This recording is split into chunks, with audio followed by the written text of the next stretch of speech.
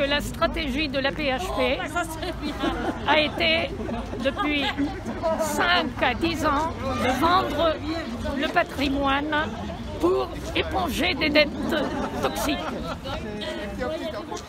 Le deuxième fait, c'est que des entreprises comme Novaxia, ce sont des entreprises financières et immobilières.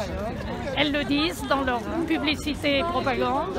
Elles achètent des bâtiments plutôt, disons, en difficulté de conformité, des bâtiments publics. Elles les remettent, entre guillemets, en conformité, elles les revendent à d'autres sociétés immobilières.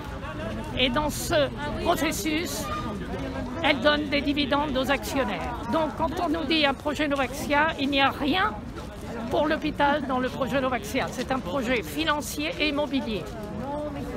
Aujourd'hui, ce projet, il a été avancé puisqu'il y a des surfaces, plus d'un tiers, qui ont été accordées à ce promoteur. Mais nous comptons bien que, puisque le PLU n'est pas passé, nous arrêterons ce projet Novaxia.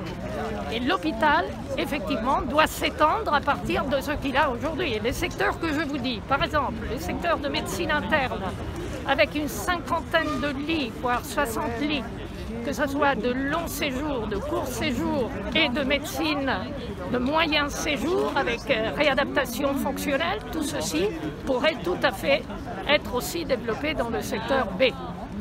De même que les secteurs en lien avec les consultations externes et puis les secteurs de recherche. Est-ce que vous savez qu'aujourd'hui nous avons de la recherche clinique Covid qui se fait dans cet établissement Hôtel-Dieu, en lien bien sûr avec la prise en charge de patients qui ont été Covid, qui ont parfois des conséquences du Covid et qui viennent voir les médecins qui continuent leur recherche clinique sur le Covid. C'est vous dire que la mission de recherche et de formation qui est assignée aux hôpitaux publics, eh bien l'Hôtel-Dieu continue à l'avoir et nous voulons la garder, voire même la développer.